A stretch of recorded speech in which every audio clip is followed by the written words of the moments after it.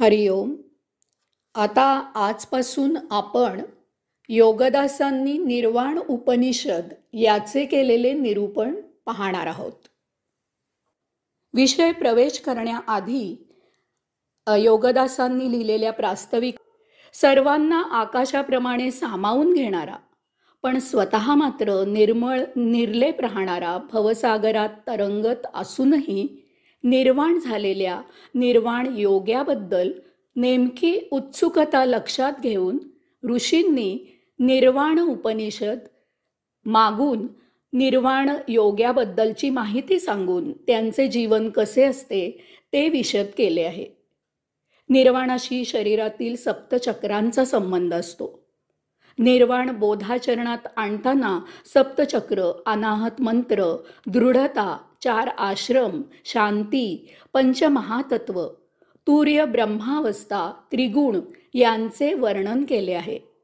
तसेच ऋषी सांगतात की माया, ममता आणि अहंकार नष्ट करा. योग साधनेने हे शक्य आहे. आत्मसन्मुख होऊन अंतरात्मा आणि परमात्मा यांचा योग प्राप्त करून मुक्तीकडे झेपावण्याची निर्वाण योगाची त्रिगुणरहित स्वरूपानुसार भ्रांतीशिवाय जीवन जगण्याची मुक्तीकडची झेप वर्णिली आहे.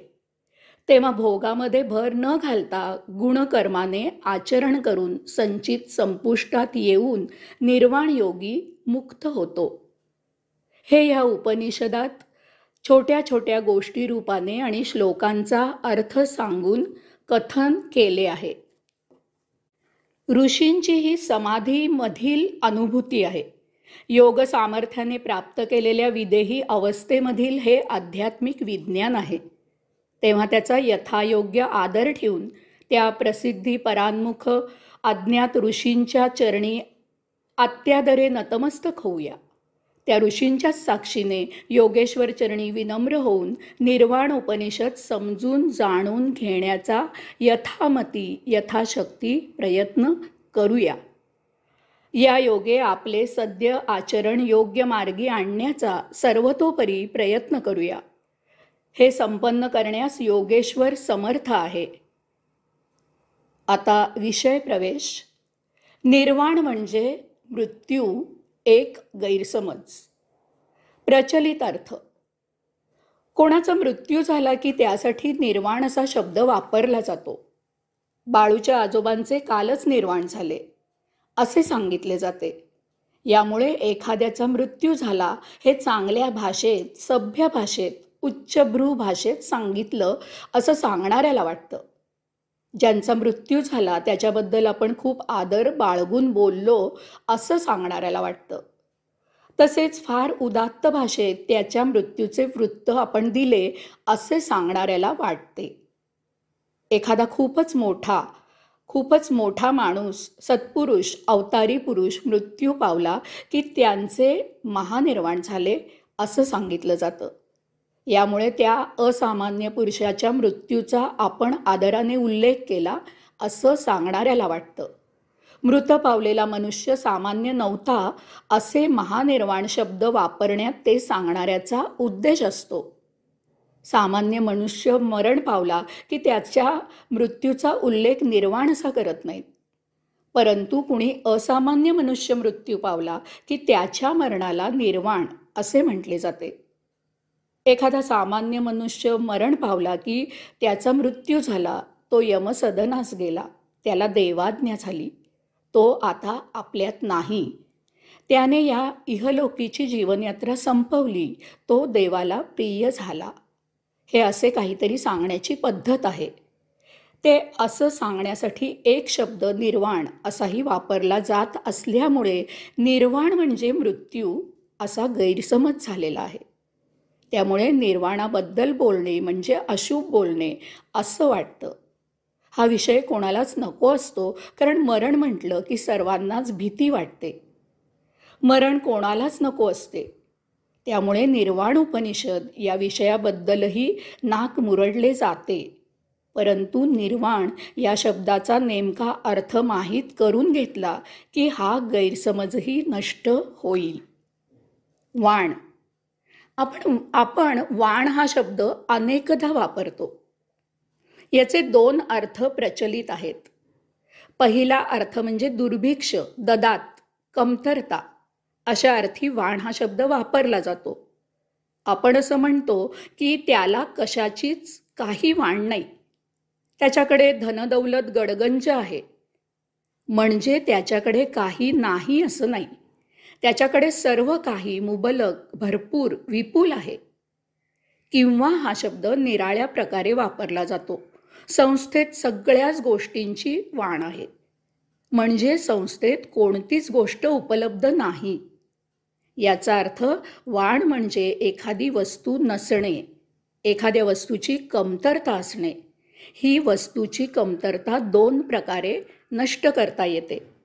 पहिला आहे भौतिक उपाय.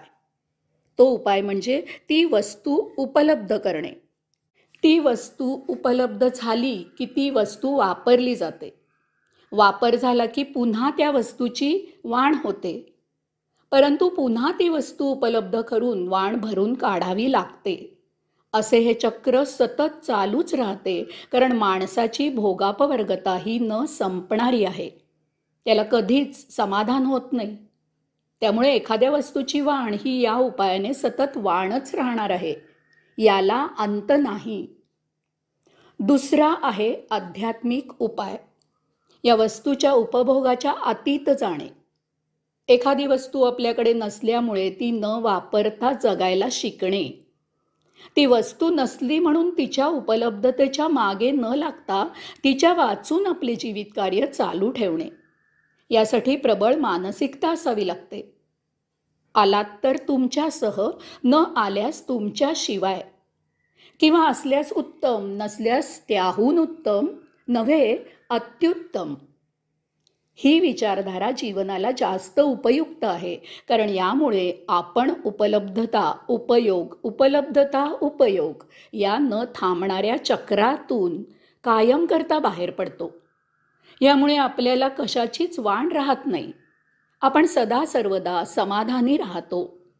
वाण याचा दुसरा अर्थ म्हणजे मुद्दामहून स्वखुशीने एखादी वस्तू देणे आणि त्यामुळे आपल्याकडे त्या वस्तूची वाण निर्माण करणे, आपल्याकडे त्या गोष्टीची उणीव निर्माण करणे. हे वाण देणे म्हणजे भेट देणे नव्हे, किंवा दक्षिणा, मोबदला, दान देणे नव्हे. एखादा आपल्याला भेटला, एखाद्या समारंभानिमित्त भेटला की त्या भेटीची आठवण म्हणून आपण त्याला काही वस्तू भेट देतो. उपाध्ये गुरुजींनी आपले पौरोहित्य केले की त्यांना आपण आदराने त्याची दक्षिणा देतो. ते त्यांनी केलेल्या पौरोहित्याचे शुल्क असते. त्यांचा चरितार्थ चालावा असा त्यात उद्देश असतो. एखाद्याने आपल्यासाठी काही मेहनत घेतली की त्या कामाचा मोबदला आपण देतो. किंवा एखादा उपेक्षित असतो, गरीब असतो, पैशा अभावी त्याला लायकी असूनही संधी मिळत नाही. किंवा एखादी सेवाभावी संस्था असते, किंवा एखादी समाज उपयोगी काम करणारी संस्था असते. अशा ठिकाणी आपण दान देतो, मदत करतो. वाण देणे हे याहून वेगळे आहे. आपण एखादा धार्मिक कार्यक्रम करतो आणि अशा वेळी वाण देतो. आता या वाण देण्यातही एक दांभिकता आणि सोपस्कार आलेला आहे. त्यातील मूळ हेतू नष्ट झाला आहे. एखाद्या दांभिक विधीप्रमाणे त्याचे स्वरूप झाले आहे. काहीतरी पुण्यकर्म केल्यासारखे वाण दिले जाते. वास्तविक वाण देणे म्हणजे आपण त्या गोष्टीपासून कायम करता दूर होणे आहे. त्या वस्तूपासून निरीच्छ होणे आहे. ती वस्तू देऊन आपल्याकडे त्याची वाण निर्माण करणे आहे. आता येथून पुढे त्या वस्तू विना जगायचं आहे. त्या वस्तूपासून कायम करता दूर होणे आहे. आपल्या मनावर ताबा, संयम राहावा म्हणून देवा ब्राह्मणा समक्ष हे करायचं आहे. जी वस्तू वाण दिली ती वस्तू पुन्हा आपल्याकडे वापरायला आणायची नाही. त्या वस्तूच्या वापरापासून स्वतःला दूर ठेवायचं आहे. आपण निरीच्छ व्हायचं आहे. अशा प्रकारे येथून पुढे त्या वाण दिलेल्या वस्तूची आपल्याकडे आयुष्यभर कायम करता वाण निर्माण करायची आहे. हरिओम.